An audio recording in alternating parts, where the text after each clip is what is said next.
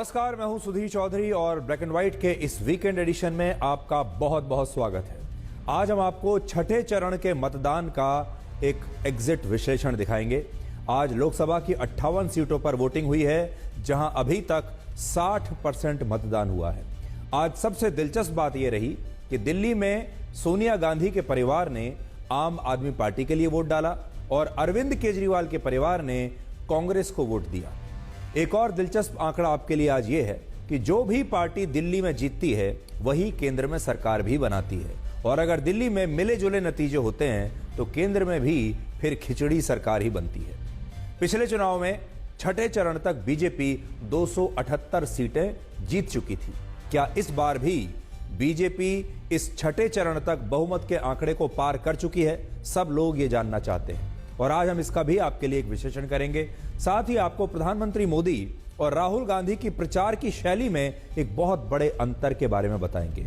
इस चुनाव में प्रधानमंत्री मोदी मीडिया को अब तक 71 इंटरव्यूज दे चुके हैं, जबकि राहुल गांधी ने इस चुनाव में मीडिया को एक भी इंटरव्यू नहीं दिया है और वो प्रधानमंत्री मोदी के हर इंटरव्यू की लगातार आलोचना भी करते हैं।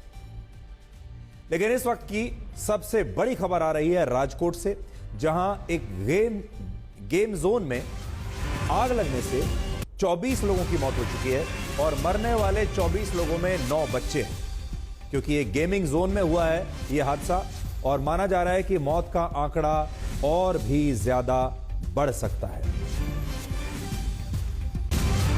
तो राजकोट में एक बहुत बड़ा अग्निकांड हुआ है। आप जानते हैं गेमिंग जोन वो जगह होती है जहां पर बच्चे गेम्स खेलने के लिए आते हैं और वहां पर आग लगी है। ताजा तस्वीरें इस समय आप देख रहे हैं और 24 लोगों की मौत इस समय वहां होने की खबर आ रही है, जिसमें बच्चे भी शामिल हैं। और हमारे संवाददाता ब्रिजेश दोषी इस समय राजकोट से हमारे साथ जुड़ गए हैं और वो आपको ताजा डिटेल्स वहां से बताएंगे। ब्रिजेश, हमारे दर्शकों को बताइए घटना कैसे हुई, कहां पर हुई और इस समय की स्थिति क्या है? सूरज जी, ये राजकोट का नाना महुआ चौक है, जहां पे ये गेमिंग जोन आया हुआ है। टीआरपी गेमिंग जोन था, जिसमें बड़ी संख्या में लोग वहां पे मौजूद थे। वैकेशन और छुट्टियों का समय चल रहा है, तो बच्चों के साथ उनके माता पिता भी वहां पे मौजूद थे। शाम को तकरीबन 6 बजे के आसपास इसमें आग लगी और आग लगने का जो कारण है, प्राइमरी कारण जो अभी सामने आया है वो शॉर्ट सर्किट का माना जा रहा है। पर अभी जो पूरे तंत्र की जो पूरी जो प्रायोरिटी है वो बचाव कार्य की है, जिसमें अब तक 24 लोगों की डेड बॉडी निकाली जा चुकी है वहां से, जिसमें 9 बच्चे भी शामिल है। लगातार इस प्रकार के हादसों ने गुजरात के सरकारी तंत्र पे बड़े सवाल खड़े किए हैं। पहले भी हमने मोरबी ब्रिज दुर्घटना देखी थी, उसके बाद हरणी झील में बोट दुर्घटना भी दिखी थी जिसमें बच्चे मारे गए थे, और आज फिर एक ऐसा वाकया हुआ है जिसने तंत्र की जो उस पर काफी सवाल खड़े किए हैं। 24 मौतें हुई हैं, गृह राज्य मंत्री ने इस मौतों की पुष्टि की है। 9 बच्चे उसके अंदर शामिल है और 13 बड़े लोग उनकी डेड बॉडी मिल चुकी है, मतलब उनके माता पिता या होंगे, पर बॉडी इस तरह से जली हुई है कि किसी की भी शिनाख्त नहीं हो पा रही। ये भी एक बड़ी चीज जो है अभी सामने आई है। अभी सरकार ने जो है सभी जगहों पे मौखिक आदेश दिए हैं कि जितने भी गेम जोन है सभी को तुरंत बंद कर दिया जाए। अभी सभी गेम जोनों को बंद करने का आदेश दिया गया है। जी ब्रिजेश, आपका बहुत बहुत शुक्रिया। लेकिन अपने दर्शकों को हम बता दें कि राजकोट से एक बड़ी दुखद खबर हमारे पास आ रही है और वहां पर बच्चों का जो गेमिंग जोन होता है, जहां पर बच्चे अक्सर खेलने के लिए जाया करते हैं, जहां पर बहुत सारे गेम्स होते हैं, उसका एक जोन होता है। आपने देखा होगा अलग अलग मॉल्स में भी होता है, वहां आग लगी है और अब तक 24 लोगों के मारे जाने की खबर हमें मिल रही है, जिसमें बच्चे भी शामिल हैं। आजकल गर्मियों की छुट्टियां हैं, माता पिता अक्सर अपने बच्चों को इसी तरह के गेमिंग जोन्स में लेकर जाते हैं ताकि उनका मनोरंजन हो सके। बच्चे भी अक्सर जिद करते हैं, लेकिन अभी गुजरात की सरकार ने सारे गेमिंग जोन्स को बंद करने का आदेश दिया है। ये तो राजकोट की घटना है, लेकिन हम देश भर के माता पिता से और परिवारों से ये कहना चाहेंगे कि आपके बच्चे भी गेमिंग जोन में गेम्स खेलने के लिए जाने के लिए जिद करते होंगे, क्योंकि आजकल जैसे छुट्टियां चल रही हैं। लेकिन आप सावधान रहिए, उन्हीं गेमिंग जोन्स में अपने बच्चों को लेकर जाइए जहां पर आपको लगता है कि आपका बच्चा सुरक्षित है, जहां पर पर्याप्त इंतजाम सुरक्षा के किए गए हैं। अगर आपको लगता है कि सुरक्षा के पर्याप्त इंतजाम नहीं है तो अपने बच्चों को ऐसी जगह पर आप बिल्कुल ना ले जाएं। अब लौटते हैं आज के विश्लेषण पर। आज जो लोकसभा का चुनाव हुआ है, लेकिन उससे पहले आपको एक रियलिटी टेस्ट देते हैं। जरा कल्पना कीजिए थोड़ी देर के लिए कि अगर आज से 10 वर्षों के बाद सोनिया गांधी और राहुल गांधी बीजेपी को वोट देते हैं और प्रधानमंत्री मोदी कांग्रेस को वोट देते हैं, तो आप इसे क्या मानेंगे? आज आपको लगेगा कि यह तो ऐसा सपना है जो शायद आपको सपने में भी नहीं आएगा, यह तो असंभव, ऐसा हो ही नहीं सकता। लेकिन दिल्ली में आज एक ऐसी ही अनहोनी घटना हुई है जिसकी कल्पना आज से 10 वर्ष पहले तक किसी ने की नहीं थी। दिसंबर 2013 में अरविंद केजरीवाल ने दिल्ली से कांग्रेस पार्टी की जमी जमाई सरकार को उखाड़कर फेंक दिया था। शीला दीक्षित की सरकार थी, शीला दीक्षित हार गईं और अरविंद केजरीवाल ने उनकी कुर्सी ले ली और कांग्रेस को हमेशा के लिए दिल्ली के सत्ता से बाहर कर दिया। लेकिन लगभग 10 वर्षों के बाद आज चुनाव में अरविंद केजरीवाल ने कांग्रेस को वोट दिया है और सोनिया गांधी और राहुल गांधी के परिवार ने आम आदमी पार्टी को वोट दिया है। आज गांधी परिवार ने नई दिल्ली लोकसभा क्षेत्र में अपना वोट डाला, जहां से दोनों पार्टियों के गठबंधन में आम आदमी पार्टी का उम्मीदवार चुनाव लड़ रहा है, जबकि अरविंद केजरीवाल और उनके परिवार ने आज दिल्ली के चांदनी चौक लोकसभा क्षेत्र में जाकर अपना वोट डाला, क्योंकि वो वहीं के वोटर हैं और वहां से दोनों पार्टियों के गठबंधन के तहत कांग्रेस पार्टी का उम्मीदवार चुनाव लड़ रहा है। और यह चमत्कार सिर्फ 11 वर्षों में हुआ है। 11 वर्षों में क्या से क्या हो गया देखिए। 11 वर्ष पहले अरविंद केजरीवाल दिल्ली में कांग्रेस पार्टी का विकल्प बनकर आए थे और उन्होंने कहा था कि कांग्रेस घोटालेबाजों की पार्टी है, वो दिल्ली में एक ईमानदार सरकार बनाना चाहते हैं। और उस समय अरविंद केजरीवाल अपनी रैलियों में खुलकर सोनिया गांधी के खिलाफ बयानबाजी किया करते थे, कहते थे कि सोनिया गांधी भ्रष्ट हैं। और आप भी सुनिए तब सोनिया गांधी के बारे में अरविंद केजरीवाल क्या कहा करते थे। बंद कर दो सीबीआई, बंद कर दो एनफोर्समेंट डायरेक्टोरेट, बंद कर दो सारी जांच एजेंसियां, बंद कर दो एसीबी। अगर तुमसे जांच नहीं होती तो जांच करानी है, सोनिया गांधी को गिरफ्तार करो, 2 दिन उसका इंटेरोगेशन करो, देखो पता चल जाएगा किस किसने रिश्वत लिया और किस किसने। वर्ष 2015 में जो अरविंद केजरीवाल सोनिया गांधी को गिरफ्तार करने की मांग कर रहे थे, आज वो सोनिया गांधी की पार्टी को वोट डाल रहे हैं और वही सोनिया गांधी आम आदमी पार्टी के उम्मीदवार को वोट दे रही हैं अपना। दिल्ली में लोकसभा की कुल 7 सीटें हैं, जिनमें 4 सीटों पर आम आदमी पार्टी ने चुनाव लड़ा है इस बार, और 3 सीटों पर इस बार कांग्रेस पार्टी चुनाव लड़ रही है इस गठबंधन के तहत। दोनों पार्टियों ने हाथ मिला लिया है। राजनीति में यह अपनी तरह का पहला ऐसा अनोखा गठबंधन है जो दिल्ली में तो है लेकिन पंजाब में नहीं है। आज शाम 7 बजे तक दिल्ली में 56% वोटिंग हुई है, जो अंतिम आंकड़ों में 60% तक जा सकती है। और पिछली बार भी दिल्ली में 60.6% वोटिंग ही हुई थी, यानी लगभग पिछली बार के बराबर ही इस बार भी हुई है।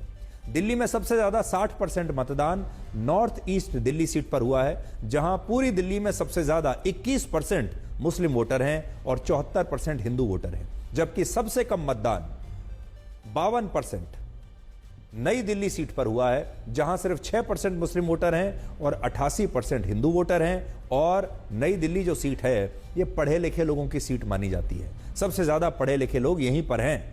फिर भी देखिए सबसे कम मतदान यहां पर हुआ है।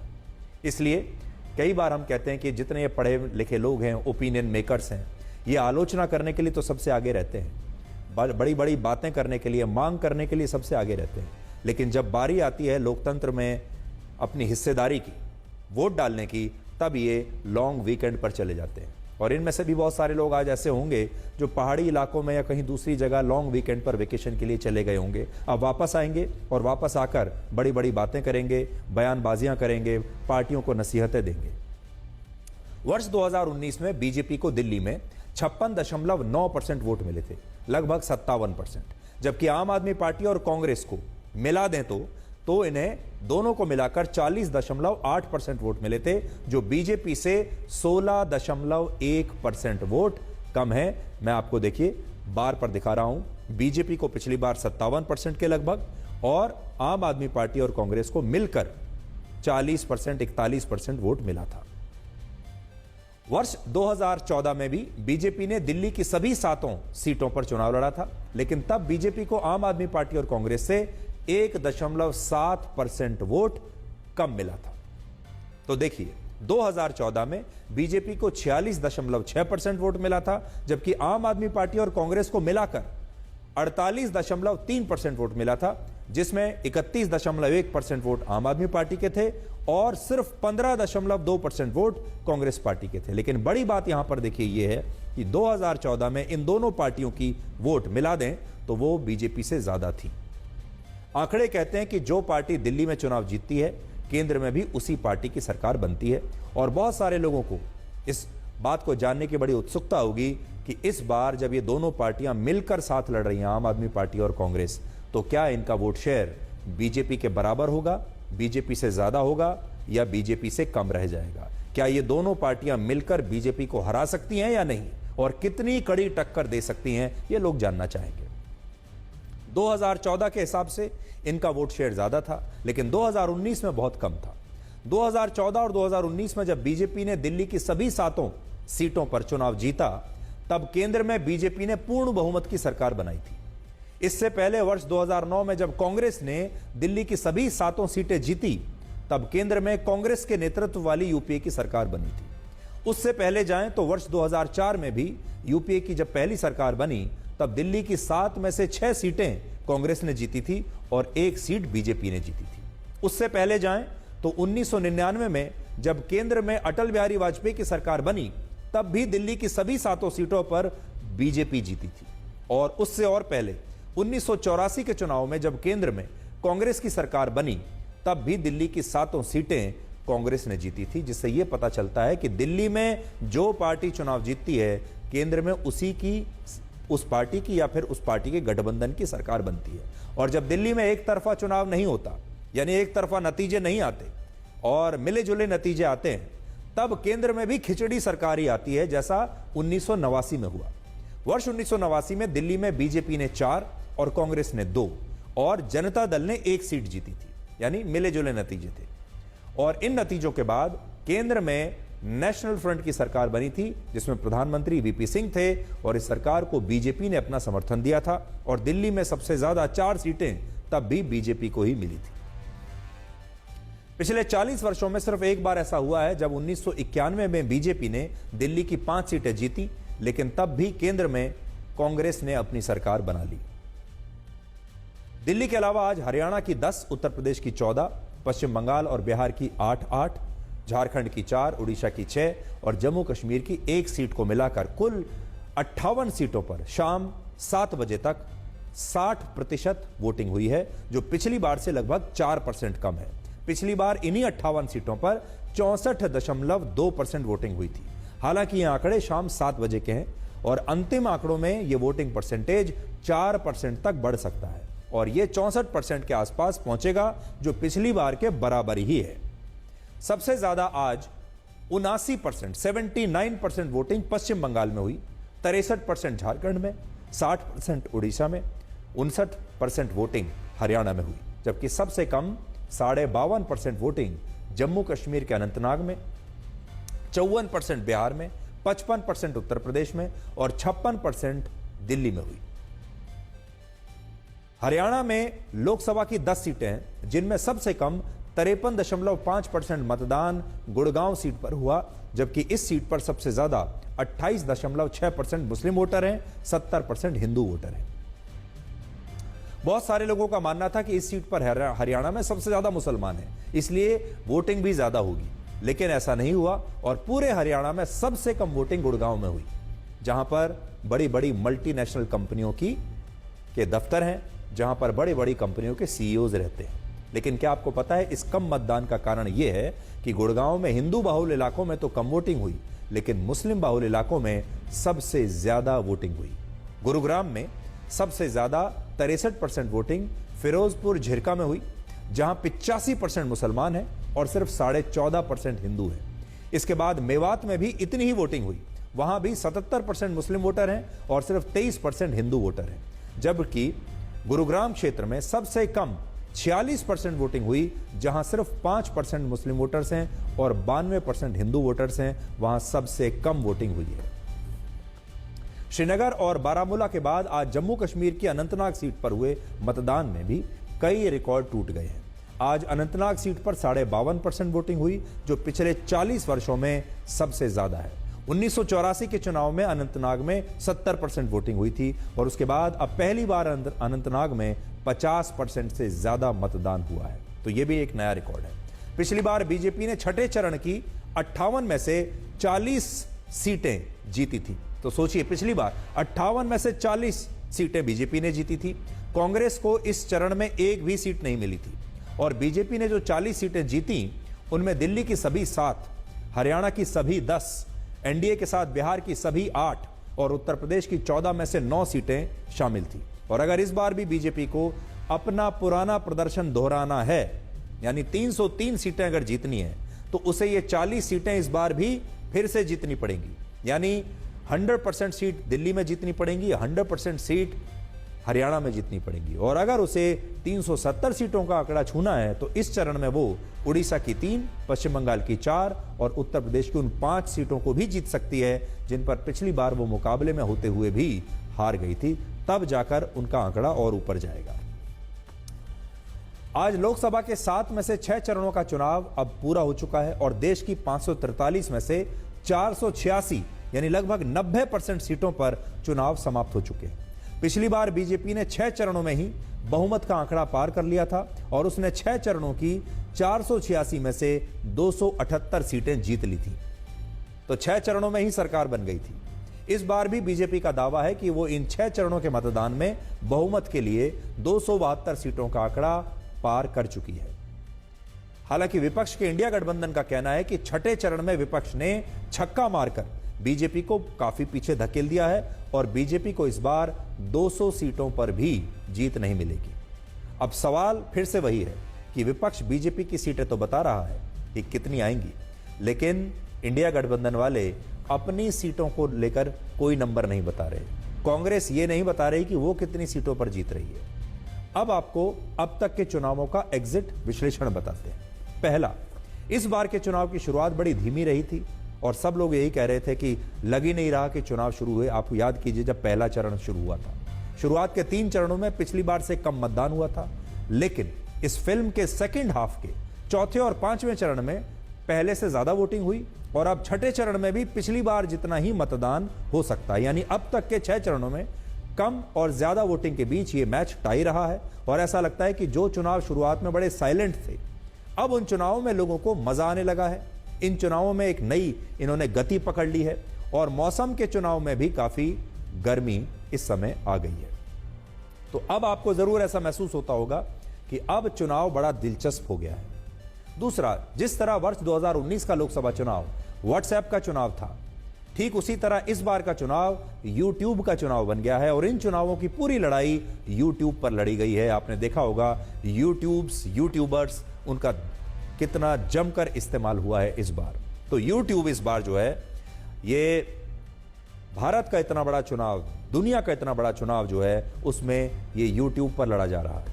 तीसरा, बीजेपी को यह बात समझ में आ गई कि लोग, जनता प्रधानमंत्री मोदी का वही विंटेज रूप देखना चाहते हैं जो वर्ष 2014 से पहले वो देखा करते थे और चुनाव समाप्त होते होते प्रधानमंत्री अपने उसी पुराने रूप में आ भी चुके हैं और लोग इस रूप को पसंद कर रहे हैं। उन्हें प्रधानमंत्री मोदी का ये आक्रामक रवैया पसंद आ रहा है। चौथा, इन चुनावों से सभी राजनीतिक दलों की विचारधारा अब ब्लैक एंड व्हाइट की तरह लोगों के सामने स्पष्ट हो गई है। दिन और रात की तरह विचारधारा स्पष्ट हो गई है।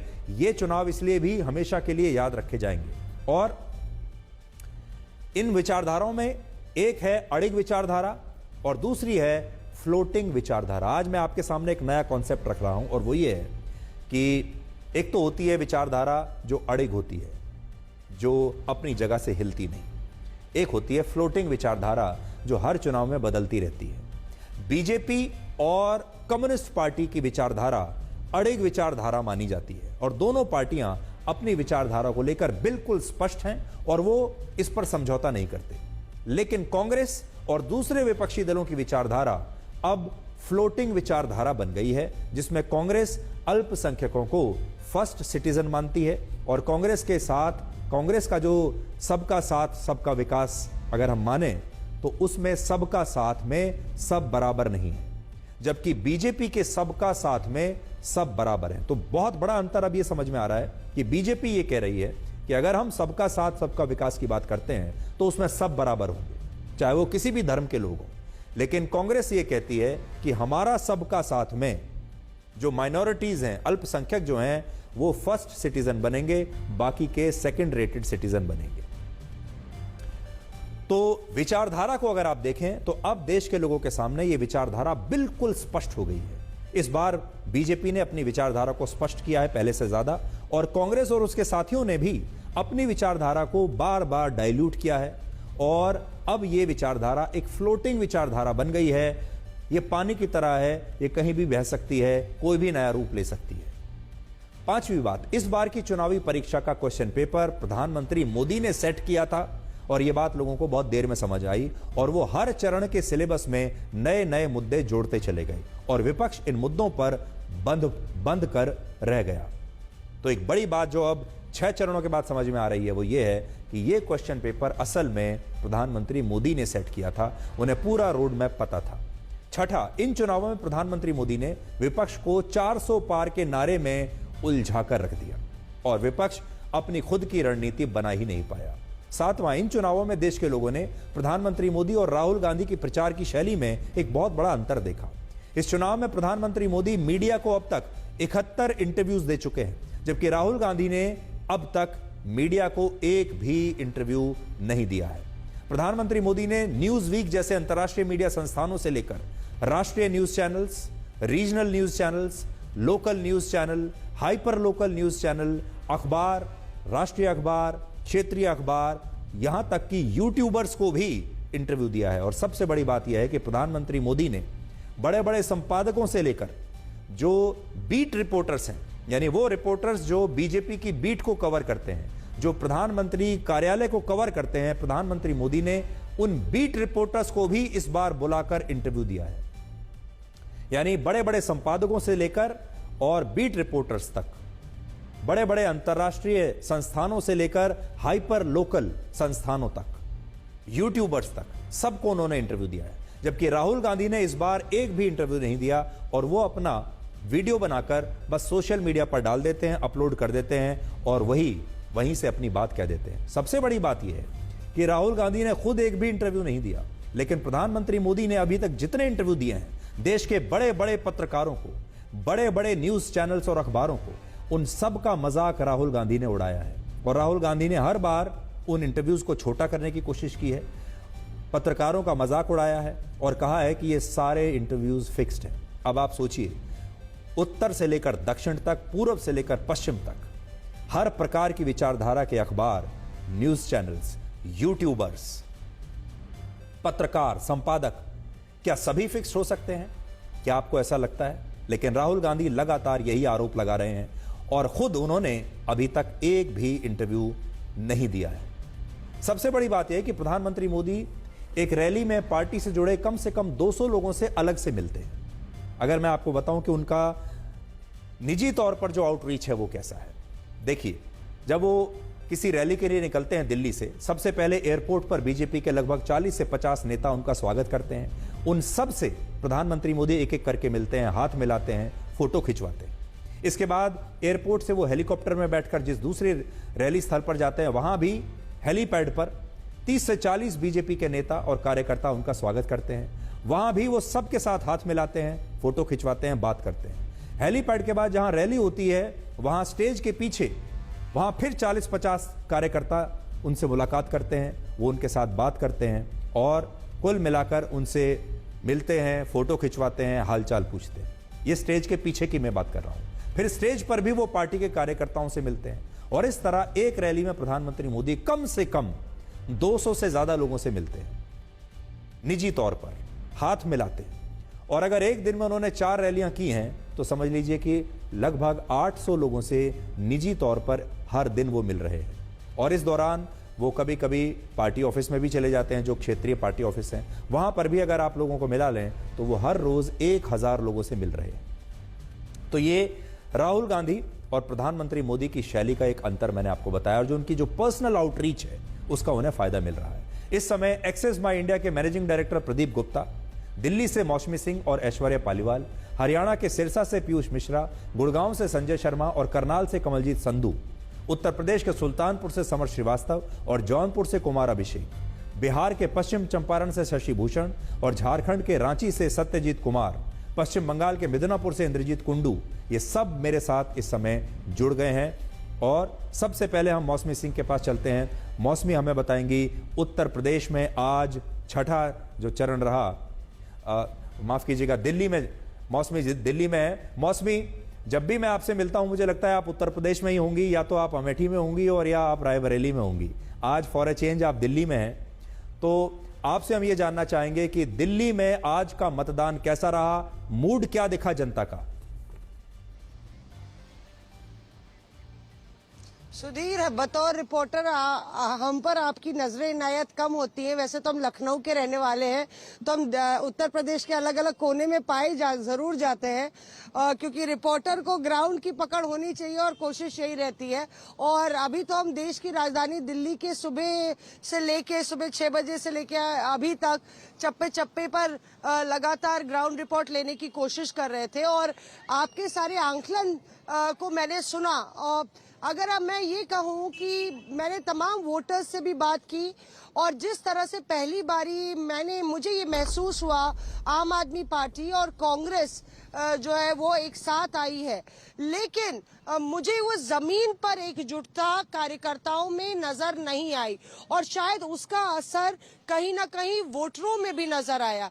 क्योंकि जो आंकड़े आपने बताए, आप देखिए, अगर 2014 और 19 का वोट प्रतिशत देखिए तो आम आदमी पार्टी का वोट प्रतिशत ज्यादा था 14 में लोकसभा चुनाव में, और वो घट के 18% 19 में आया, और वहीं पे कांग्रेस का वोट प्रतिशत बढ़ के 22 पर आ गया था 19 में। तो कहीं ना कहीं आम आदमी पार्टी का ही वोट जो है खींचा कांग्रेस पार्टी ने 2019 में बेहतर प्रदर्शन आम आदमी पार्टी से करके। तो ऐसे में वोटर मुझे जमीन पर कंफ्यूज नजर आया, क्योंकि 4 सीटों पर आम आदमी पार्टी लड़ रही थी, तो जो कांग्रेस का वोटर राष्ट्रीय पार्टी को वोट करना चाहता था उसको, और नहीं चाहता था आम आदमी पार्टी को वोट करना, वो कहीं ना कहीं मुझे जरूर कंफ्यूज नजर आया। और इसका एक इंडिकेशन आपको पहले ही मिल गया था, हम लोग को पहले ही मिल गया था सुधीर, जिस तरह से जब उम्मीदवारों की घोषणा हो रही थी तो लगातार काफी ज्यादा जद्दोजहद आप और कांग्रेस के बीच हुई। उसके अलावा अरविंद केजरीवाल और राहुल गांधी एक साथ प्रचार में भी नजर नहीं आए, और स्वाति मालीवाल वाले इसका मतलब क्या हम ये माने, क्या इसका मतलब हम ये माने कि कांग्रेस और आम आदमी पार्टी का जोर इस बार दिल्ली में दिखाई नहीं दे रहा?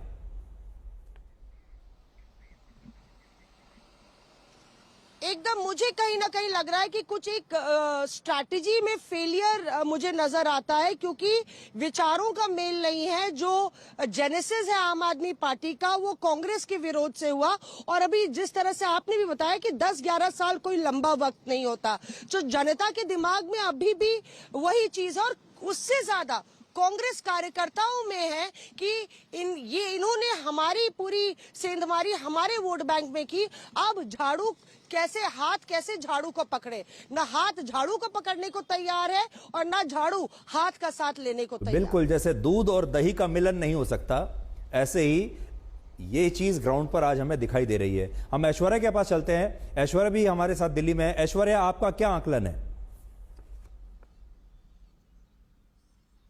देखिए, मैं आपको बता दूं सुधीर, जिस तरीके से 14 में हमने देखा कि भारतीय जनता पार्टी 7 ऑन 7 लेके आई, 2019 के अंदर भी एक रिपीट प्रदर्शन था 7 ऑन 7। 2024 में भारतीय जनता पार्टी इस समय यही मान के चल रही है कि 7 ऑन 7 ही रहेगा।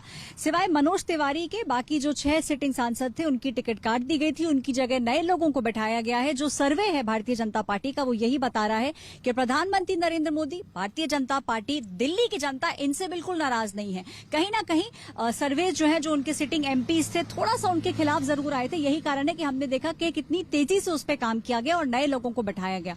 नए लोगों में अगर नई दिल्ली की बात करें, आपने कहा कि किस तरीके से एक अर्बन एपिथी जो है वो सामने नजर आती है। सिर्फ दिल्ली में ही नहीं सुधीर, आप मुंबई देखिए, गांधीनगर देखिए, जयपुर देखिए, अब तक का जो आंकड़ा आया है, ईसीआई का डेटा ये साफ जो है बताता है कि किस तरीके से जो अर्बन वोटर है वो बाहर नहीं निकलता है, लॉन्ग वीकेंड बना के निकल जाता है।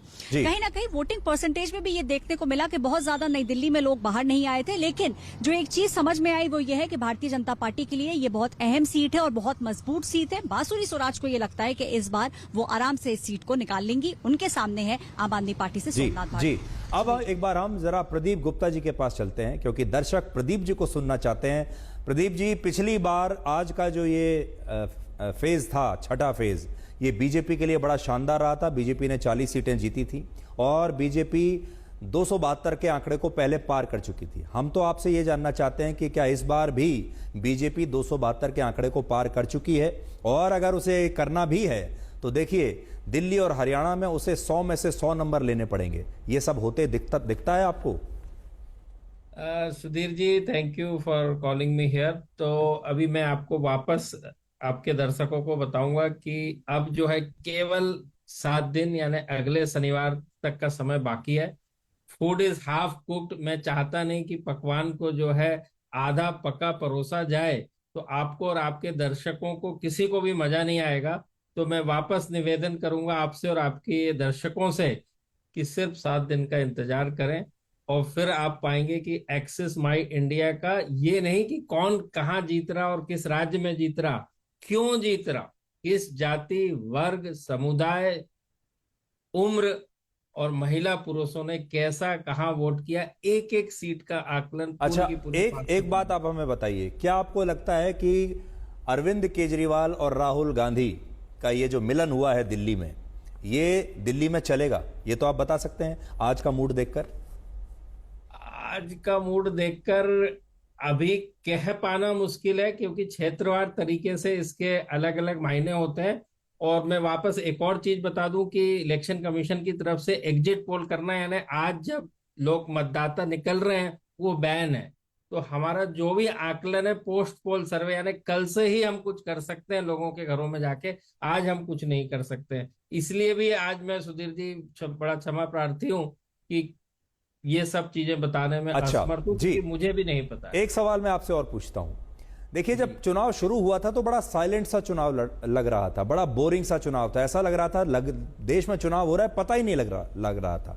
छठा चरण आते आते क्या अब आपको थोड़ा मजा आने लगा है? और क्योंकि अब ये देखिए आखिरी ओवर चल रहे हैं मैच के, आखिरी के 5 ओवर हैं, अब आपको लग रहा है कि इस मैच ने, इस फिल्म ने क्लाइमैक्स में आकर गति पकड़ी है? बिल्कुल जबरदस्त गति पकड़ी है और बहुत ज्यादा एक्साइटमेंट है। कुछ राज्य हम ऐसे देख रहे हैं जो एक पार्टी के, एक गठबंधन के फेवर में एक तरफ है, वेव है। कुछ राज्य ऐसे हैं जो दूसरी पार्टी और गठबंधन की तरफ वेव है, और कुछ राज्य ऐसे हैं जहां कांटे की टक्कर है। तो जो एक इलेक्शन का अपना एक मजा होता है, वो वाकई में एक्साइटमेंट है, रोमांच है। और मैं कहूंगा कि इंडियन इलेक्शन के जैसा कोई इलेक्शन। जी प्रदीप जी, मैं आता हूं आपके पास। हरियाणा में सिरसा चलते हैं, पीयूष मिश्रा हमारे साथ हैं। पीयूष, मुझे पुराना मत बताइएगा, पुराना हमें सब पता है, सिर्फ आज पर केंद्रित रहिए और जल्दी से बताइए आज आपने क्या देखा हरियाणा में? क्या बीजेपी उतनी ही मजबूत दिख रही है जितनी पिछली बार थी? आज के बारे में। जी बिल्कुल सुधीर जी, अभी हम प्रदीप गुप्ता जी से बात कर रहे थे। उन्होंने बताया कि कुछ राज्य ऐसे हैं जहां पर कांटे की टक्कर है और वही कांटे की टक्कर हरियाणा में नजर आ रही है। हालांकि बीजेपी को लगता है कि 10 लोकसभा सीटों में से 4 सीटें तो वो जीत ही जाएंगे, चाहे वो गुरुग्राम, फरीदाबाद, कुरुक्षेत्र और करनाल, ये 4 सीटें हैं जिसमें बीजेपी को लगता है कि वहां पर उनकी जीत दर्ज होगी। लेकिन बाकी सीटें जो हैं वहां पर उनको कांटे की टक्कर जरूर नजर आ रही है। सिरसा में आज दिन भर में था और यहां पर अशोक तंवर के सामने कुमारी शैलजा, और दोनों ही कद्दावर नेता हैं। कांग्रेस में लंबे समय तक अशोक तंवर रहे।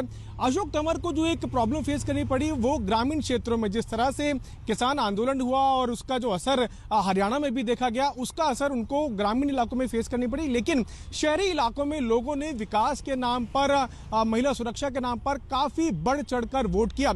वहीं कुमारी शैलजा को इस बात का अंदेशा है, उनको आश्वासन है कि जिस तरह का रोष लोगों में, किसानों में बीजेपी सरकार के खिलाफ रहा, उसका फायदा उनको मिलने वाला है। कुछ ही दिनों पहले प्रियंका गांधी भी गई थी, उन्होंने ये कहा था लोगों से कि आपको दिल्ली नहीं पहुंचने दिया तो आप दिल्ली की सत्ता को बेदखल कर दीजिए। तो कहीं ना कहीं फायदा शहरी इलाकों में ज्यादातर बीजेपी को मिलता है। यानी किसान जो हैं गांव के वो बीजेपी से नाराज हैं। गुरुग्राम चलते हैं संजय के पास। संजय, राज बब्बर वहां से चुनाव लड़ रहे हैं, इस बार नया एक्सपेरिमेंट किया है कांग्रेस ने। गुरुग्राम में आपको क्या देखने को मिला?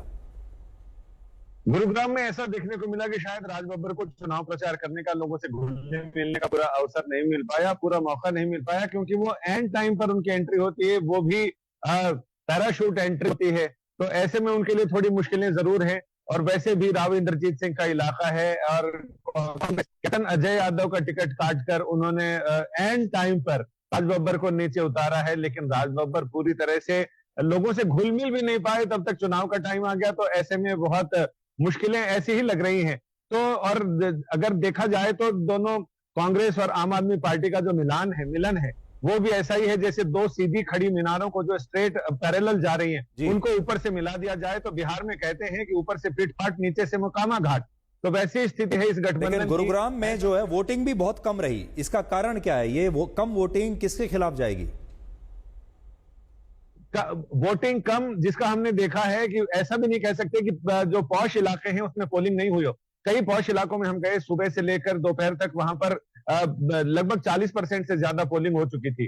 तो ऐसा भी नहीं कहा जा सकता। और ग्रामीण इलाकों में भी हम गए हैं तो वहां भी, लेकिन इसमें जो कम वोटिंग है इसका खामियाजा कहीं ना कहीं कांग्रेस और विपक्षी पार्टियों को भुगतना पड़ सकता है। क्योंकि इसी बीच गुड़गांव में इधर के एक निर्दलीय सांसद हैं राकेश, उनका निधन भी हो गया अचानक। उनका हार्ट अटैक हुआ और उनका निधन हो गया। वो सबसे फिट और यंगेस्ट विधायक माने जाते थे। तो कुछ उसका भी असर है और मौसम का असर तो आप जान ही रहे हैं कि उसका असर है। लेकिन इसके बावजूद हमने 90 साल के करीब के लोगों को भी वहां पर बूथ पर आकर वोट करते हुए देखा है। जी संजय, मैं आगे जा रहा हूं। मैं करनाल चलते हैं हम। कमलजीत संधू हमारे साथ हैं। कमलजीत, करनाल मतलब खट्टर साहब का, मनोहर लाल का इलाका, और मनोहर लाल की इस समय आपको क्या स्थिति दिखाई दी? देखिए, यहाँ पे डबल इंजन की सरकार है। तो यहाँ पे पहले तो लोकसभा चुनाव थे, साथ में बाईपोल्स थे, यानी नायब सिंह सैनी के लिए भी अग्नि परीक्षा है। और यहाँ पे दोनों ही ऐसा लगा कहीं ना कहीं मोदी वेव के ऊपर राइड करते हुए नजर आए। और यहाँ पर नाराजगी खट्टर से चाहे हो, और आपको मालूम होगा पिछले 2 महीने में फेरबदल हुआ और ML खट्टर को लोकसभा चुनाव के लिए खड़ा किया गया और नायब सिंह सैनी को लाया गया। तो बहुत कम समय था, 9.5 साल का पूरा उनका कार्यकाल रहा है। और उसी बीच में यहाँ पे एक परफॉर्मेंस था। नाराजगी जाटों की है, क्योंकि उनको लग रहा है कि बीजेपी का फोकस नॉन जाट्स पे, ओबीसीज पे, सैनीज पे, पंजाबीज पे रहा है और उन्हें इग्नोर किया गया है। दूसरी ओर किसानों का गुस्सा रहा है, उनका रोष रहा है। हालांकि आज जब हम नायब सिंह सैनी से बात कर रहे थे तो वो कह रहे थे ये पूरा कांग्रेस का षड्यंत्र है, ऐसी कोई बात ही नहीं है, कोई हमसे नाराज नहीं है, सारे हमारे पीछे हैं और हम आसानी से जीत जाएंगे। लेकिन आपको बता दें यहाँ पे कांटे की टक्कर है। 10 में से 6 सीटों में फेरबदल किया गया, नए कैंडिडेट्स लाए गए हैं। क्या आपको लगता है कि खट्टर हार भी सकते हैं? आपको लगता है खट्टर हार भी सकते हैं? देखिए, उनके सामने दिव्यांशु बुधिराजा हैं और कांग्रेस के नए नेता हैं। 2018 में उनके सामने काले झंडे लेके खड़े हुए थे। 5 केसेस उनके खिलाफ हैं। तो कांटे की टक्कर जरूर है। लेकिन जहां पे हमने बात की लोगों से नाराजगी चाहे ML खट्टर की तरफ नजर आ रही हो, वो नाराजगी नरेंद्र मोदी यानी प्रधानमंत्री की ओर नजर नहीं आ रही थी। शायद उसका फायदा उन्हें जरूर मिलेगा और कहीं ना कहीं मनोहर लाल खट्टर को इसी वजह से एज वहां पे जरूर नजर आता है। तो ऐसा लग रहा है कि दोनों सैनी और मनोहर लाल खट्टर ये इलेक्शन जरूर निकाल पाएंगे। लेकिन एक चीज जो ऐसी हैं, जैसे पीयूष भी पहले बता रहे थे, जहां पे कांटे की टक्कर है। जी, कांटे, ठीक है। यानी 10 में से 10 ऐसा नहीं लगता कि 100 में से 100% सीटें मिल जाएं उत्तर प्रदेश में। तो ये कह सकते हैं हम कि हरियाणा में कम से कम 100% सीटें बीजेपी इस बार नहीं जीत पाएगी। क्या हम ये कमलजीत कह सकते हैं दावे से?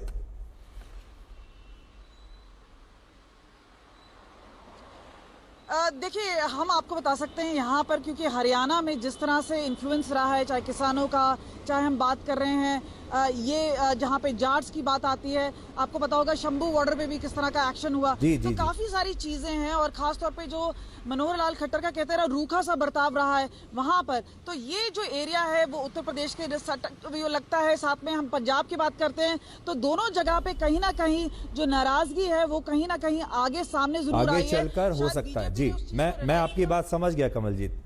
अब हम चल रहे हैं उत्तर प्रदेश में, सुल्तानपुर में समर श्रीवास्तव हमारे साथ हैं। भाई उत्तर प्रदेश में समर, देखो हर फेज में थोड़ी सीटों पर चुनाव होता चलता चला जा रहा है। शुरुआत में ऐसा लग रहा था कि उत्तर प्रदेश में बड़ी, वहां पर भी एक तगड़ी फाइट हो सकती है अखिलेश यादव और बीजेपी के बीच। आज छठे चरण में आपको क्या तस्वीर दिखती है उत्तर प्रदेश की? सुधीर, देखिए फाइट उतनी बड़ी नहीं है जितना शायद शुरुआत में लग रहा था। जैसा कि आपने कहा, यहाँ आते आते ऐसा लग रहा है कि बीजेपी को बहुत सॉलिड एज है कई सीट्स पर, कई फेजेस में। लेकिन कुछ सीट, जैसा कि आप जो बात करते आए हम लोग गढ़ों की, वहां पर जरूर टक्कर है, चाहे वो कांग्रेस के गढ़ रहे हो, चाहे समाजवादी पार्टी के गढ़ रहे हो। वहां का जो चुनाव परिणाम होगा वो काफी दिलचस्प होगा। लेकिन अगर आप बढ़त की बात करें यूपी में, तो शायद बीजेपी कहीं ज्यादा इंडिया अलायंस से आगे फिलहाल चल रही है, जितना आकलन मैं ग्राउंड से कर पाया हूं। इसके अलावा आप सुल्तानपुर की अगर बात कर लें, मेनका गांधी यहां से हैं। हालांकि मेनका गांधी के लिए इतना आसान चुनाव इस बार नहीं है, क्योंकि पिछली बार वो यहीं से 14,000 वोटों से जीती थी। लेकिन इस बार चैलेंज ये है कि सामने समाजवादी पार्टी ने चेहरा खड़ा किया निषाद बिरादरी से, और कुर्मी दे दिया है मायावती ने। तो कहीं ना कहीं चैलेंज मेनका गांधी के लिए भी। हालांकि यहाँ के लोग उनको माता जी नाम से बुलाते। जब मैं ग्राउंड पर था तो ये चीज मैंने एनालाइज की, और वरुण गांधी के वहां कैंपेनिंग 2 दिन करने से कहीं ना कहीं चीजें उनके फेवर में भी गई हैं। और मेनका गांधी ने, बड़ी बात है, कोई बीजेपी के मुद्दे की वहां बात नहीं की, उन्होंने केवल लोकल मुद्दे उठाए हैं। फिर चाहे वो चीनी मिल का मुद्दा है, तमाम मुद्दे हो। तो सुल्तानपुर का चुनाव तो बेहद दिलचस्प है, देखना होगा कि नतीजे क्या आते हैं। लेकिन ओवरऑल जो आपने सवाल पूछा मुझसे, बीजेपी को यूपी में फिलहाल इंडिया अलायंस के अगर आप मुकाबले की बात करेंगे तो बढ़त जरूर नजर आती है। जरूर, ठीक है। जौनपुर चलते हैं। जौनपुर से हमारे साथ कुमार अभिषेक हैं। तो क्या अभिषेक, आपको भी वही तस्वीर दिख रही है जो सुल्तानपुर से अभी हमें देखने को मिली है? देखिए, निश्चित तौर पर सुधीर जी, ये उत्तर प्रदेश में बीजेपी को एज है और अच्छा खासा एज है, इसमें कहीं कोई दो राय नहीं है। कड़ी टक्कर बहुत सारी सीटों पर दिखाई भी दे रही है, इसमें भी कोई दो राय नहीं है। खास करके जब आप पूर्वांचल में हम इस चुनाव में पहुंचे हैं तो 14 में से 4 सीटें अभी भी समाजवादी पार्टी और बसपा का जो गठबंधन था उसके पास थी। यानी कि बहुत मजबूत गठबंधन पिछली बार हुआ था बसपा और सपा का, लेकिन इस बार वो टूटा है। और जब वो टूटा है तो साफ दिखाई देता है कि जो मायावती का अपना कोर वोटर है वो उनके साथ खड़ा है, ये दिख रहा है। दूसरी तरफ जो बीजेपी का वोटर हुआ करता था या है, गैर यादव ओबीसी, उसमें एक सर्टेन टूट दिखाई दे रही है जो सपा की तरफ शिफ्ट हुआ है। उसी तरीके से गैर जाटो दलितों में भी थोड़ी सी टूट दिखाई दे रही है, वो भी सपा की तरफ दिख रहा है। लेकिन ओवरऑल इसका कितना फर्क पड़ेगा? देखिए, जैसे जौनपुर की सीट है, बीजेपी हारी थी, यहां पर बसपा जीती थी। इस बार धनंजय सिंह हट गए, इसके बाद ये सीधी लड़ाई में है। यहां पर भी एज लगता है कि बीजेपी को मिल सकता है। इसी तरीके से अगर आप आसपास की सीटों को देखेंगे, खास करके अंबेडकर नगर जो बीजेपी के लिए सालों से मुश्किल भरी सीट रही है, वहां आमने सामने की लड़ाई है। तो जहां कड़ा मुकाबला है वहां बिल्कुल आमने सामने की लड़ाई है। बहुत सारी सीटों पर बीजेपी को एज है, लेकिन जैसा कि मैंने बताया कि इस बार के चुनाव में जातिवाद का मुद्दा, इसके अलावा जॉब का मुद्दा, ये काफी ज्यादा हावी दिखाई दिया है। और खास करके अखिलेश यादव ने जिस तरीके से कैंपेन किया है, आपने बड़ा इंटरेस्टिंग वो बताया, जाति और जॉब, ये एक नया कॉम्बिनेशन बन रहा है, जाति और जॉब। ये आगे हम प्रदीप जी से पूछेंगे। शशि के पास चलते हैं, बिहार के पश्चिम चंपारण से हमारे साथ जुड़ गए हैं। शशि, देखिए समय हमारे पास अब बहुत कम है और समय भागता जा रहा है, तो आप 30 सेकंड में बताइए वहां की स्थिति आज के बारे में, आज पर केंद्रित रहिएगा। देखिए सुधीर जी, आज 8 लोकसभा सीटों पर चुनाव हुए हैं और मैं ये कह सकता हूं कि 4 जून को जब नतीजे आएंगे तो अगर पश्चिम चंपारण या चंपारण के इलाके में जो 3 लोकसभा सीटें हैं वहां पर आपको एक ही तरह के, एक ही रंग के, एक ही कलर के बबल्स देखने को मिलेंगे। ये एक अच्छी बात हो सकती है एनडीए के लिए। लेकिन हाँ, तेजस्वी यादव जिन्होंने बहुत टक्कर दी है, इन 8 सीटों में उनकी उम्मीदें भी हैं और कई जगहों पर लड़ाई इतनी फंसी हुई है सुधीर जी कि तेजस्वी यादव वहां ऐसा मुकाबला दे रहे हैं कि बीजेपी के लिए, एनडीए के लिए बड़ी मुश्किल है। और आगे जो 8 सीटों पर चुनाव होने वहां भी तेजस्वी यादव को उम्मीद तो मुझे यही समझ में आया शशि कि मामला वहां पर फंसा हुआ है। इतना आसान नहीं है बीजेपी के लिए जितना आसान पिछली बार था। झारखंड के रांची से सत्यजीत के पास चलते हैं। सत्यजीत कुमार, आप बताइए झारखंड की स्थिति क्या लग रही है आपको? क्या वहां पर भी फंसा हुआ है मामला?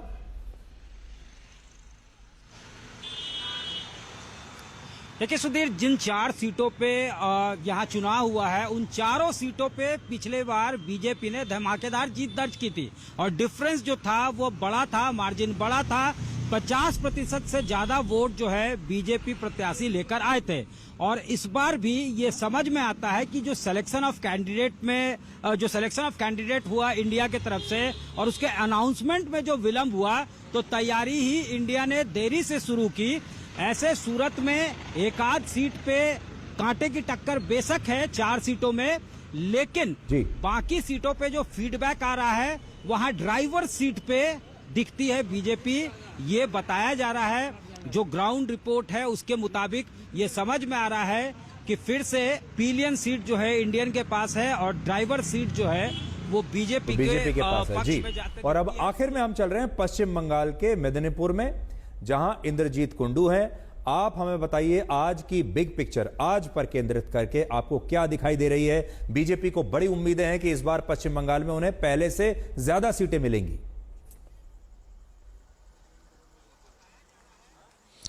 जी देखिए सुधीर जी, जो जैसे प्रदीप जी कह रहे थे कि कांटे की टक्कर, बांग्ला में पश्चिम बंगाल में हम लोग इसको कहेंगे हड्डा हड्डी लड़ाई।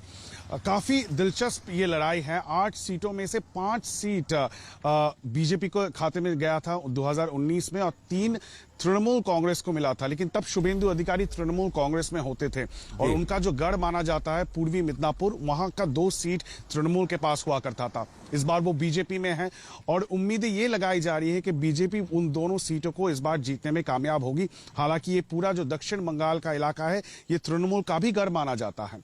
और आज अगर मिदनापुर सीट की बात करें तो मिदनापुर सीट बहुत ही इंटरेस्टिंग है, क्योंकि पिछली बार बीजेपी के प्रदेश अध्यक्ष दिलीप घोष इस सीट से जीते थे, लेकिन इस बार उनको यहां से दूसरे सीट में शिफ्ट कर दिया गया है, बर्धमान दुर्गापुर। और यहां पे अग्निमित्रा पॉल कैंडिडेट हैं और कहीं ना कहीं बीजेपी के अंदरूनी जो गुटबाजी है उसके चलते लोगों को लगता है कि शायद थोड़ा सा एज मिदनीपुर के इस सीट से इस बार टीएमसी को मिल सकता है। जी, मैं आपको अब यहां रोकूंगा और आखिर में प्रदीप जी के पास जाएगा। प्रदीप जी, आपने हमारे सारे रिपोर्टर्स का विश्लेषण सुन लिया है और आपको यह सुन के यह लगा होगा कि क्लीन स्वीप जैसी तो कोई स्थिति बीजेपी की अभी भी नजर नहीं आ रही है और ऐसी पॉकेट्स हैं जहां पर बीजेपी वैसा प्रदर्शन नहीं कर पा रही है जहां पिछली बार किया था।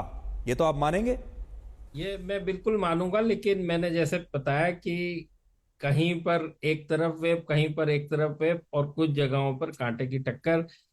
तो जो चुनावी अखाड़े और मैदान है वो समय समय पर समीकरणों के हिसाब से बदलते रहते हैं और यही एक रोचकता रहती है हम सबको जानने की।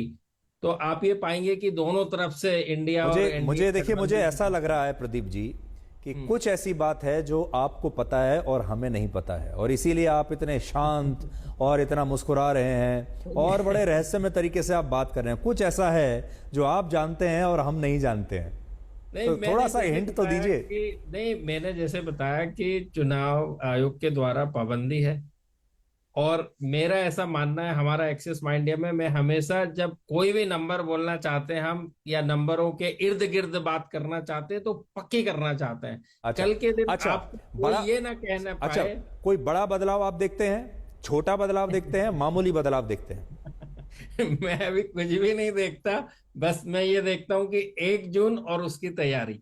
अब हमारा फूड जो कुक हो रहा है वो आखिरी पड़ाव पर पहुंच रहा है और हमको अगले सप्ताह आप ही के साथ जुड़ना है और सबको ये बताना है कि देश में किसकी सरकार बन रही है और कैसे बन रही है। जी प्रदीप जी, बहुत बहुत शुक्रिया। तो जैसे कहते हैं कि आखिरी ओवर अब चल रहे हैं या आप जो डिश पका रहे हैं प्रेशर कुकर में, कहते हैं अब आखिरी सीटी बस आने वाली है और उसके बाद सब कुछ देश के सामने आ जाएगा कि कितनी स्वादिष्ट डिश बनी है, पहले जैसी ही बनी है या पहले से अलग बनी है। आप सबका बहुत बहुत शुक्रिया, मेरे सहयोगी जो आप सबने विश्लेषण दिया देश के कोने कोने से, आपका बहुत बहुत शुक्रिया। और मैं जानता हूं कि हमारे दर्शकों को ये वाला जो फॉर्मेट है और आप सबका जो विश्लेषण है ये बहुत पसंद आता है। तो आज के लिए ब्लैक एंड व्हाइट में इतना ही। अब आपसे हमारी अगली मुलाकात होगी कल रात 9 बजे। तब तक आप खुश रहिए, सुरक्षित रहिए, स्वस्थ रहिए। नमस्कार। प्रेजेंटेड बाय पतंजलि शुद्ध सरसों तेल। झांस ऐसी की आए आंख में पानी, स्वाद ऐसा की आए मुंह में पानी।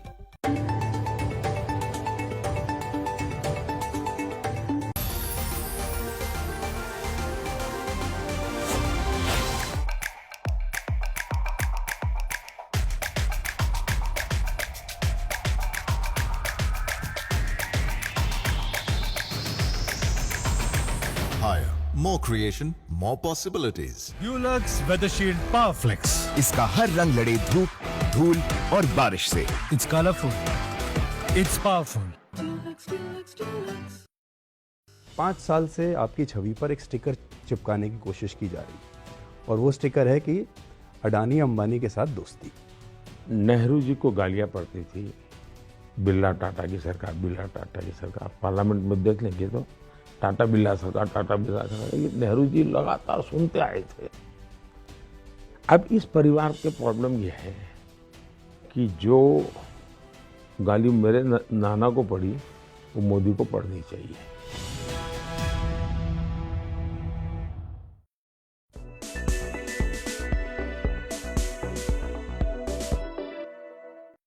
आज बिहार की इस धरती से सामाजिक न्याय की पुण्य भूमि से देश को एक गारंटी देता हूं, बिहार को गारंटी देता हूं, SC, ST, OBC परिवारों को गारंटी देता हूं